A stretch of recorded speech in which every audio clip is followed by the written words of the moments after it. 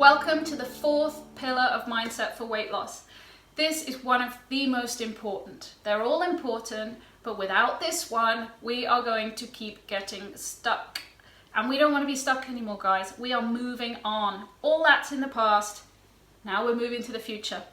So, self-compassion. This is one we all struggle with. We beat ourselves up for things that we eat. We get angry with ourselves. We're in these guilt and shame spirals. The way we talk to ourselves, we really wouldn't talk to anyone else. And when we are constantly beating ourselves up, one of the things that happens is it totally drains our energy. It gives us that horrid heavy feeling all the time, and we carry it around with us. It's really hard to have energy for yourself and to want to do nice things for yourself when you are constantly attacking yourself. And I know because I literally used to struggle with this one the most. And there are even times now that I catch myself out. And so it's really important that we start working on that self-compassion. When we don't have it, a few things start to happen. You will notice with your nutrition that you feel guilty all the time. You get angry with yourself when you eat something you think you shouldn't. You have an all or nothing approach. So if you haven't eaten perfect 100% that day, you go, oh, it's all ruined now, I'm giving up. When we lack self-compassion, we get so down on ourselves that it's almost impossible to move on. And when you skip a workout, you think everything is ruined. It's that all or nothing mindset, and it ruins our self-compassion.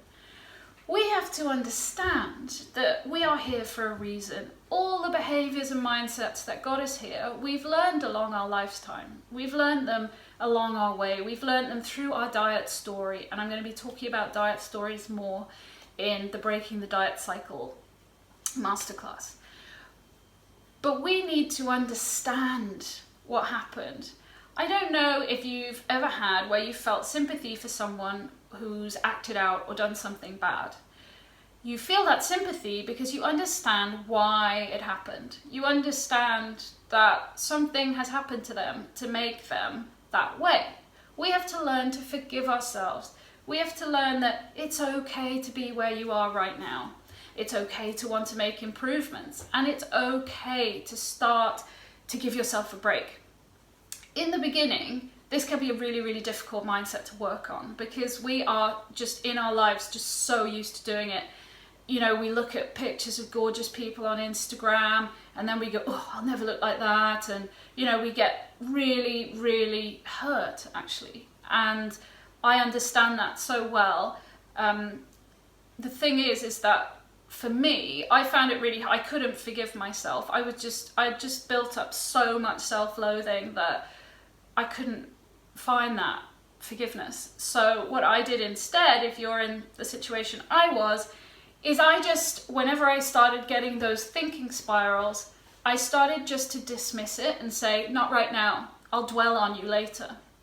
And inevitably that would allow me the energy to get on with something else, and I didn't actually think about it later. And after a while, it stopped being my habit, so I just stopped it. I pushed those thoughts away and I just said, not right now.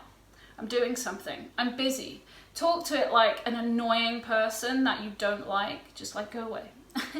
That part of you no longer exists. We need to tell it where to go. We need to get rid of the annoying person, that monkey on your back, because it's just going to weigh you down and stop you from moving on.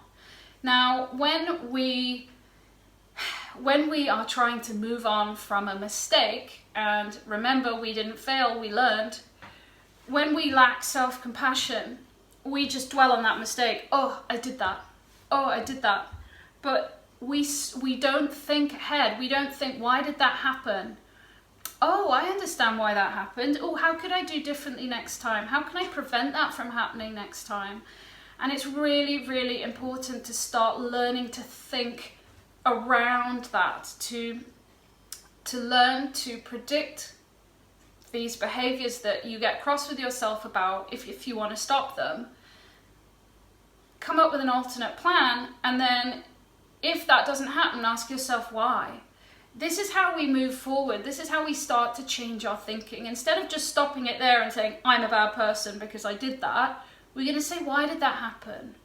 And stop saying that we're bad because we did that. This isn't about shame and guilt and those cycles of that shame and that guilt. This is about learning to move on. The difference is when you have self-compassion and something goes wrong, and it will, things always get in the way, and there are going to be days you miss a workout, there are going to be days where you eat in a way that doesn't support your goals, and that's okay, because in your life that's always going to happen. What we don't want to happen when we lack self-compassion is that we go, everything's ruined, and then you continue eating badly or skipping workouts for another 2 months until you feel motivated again.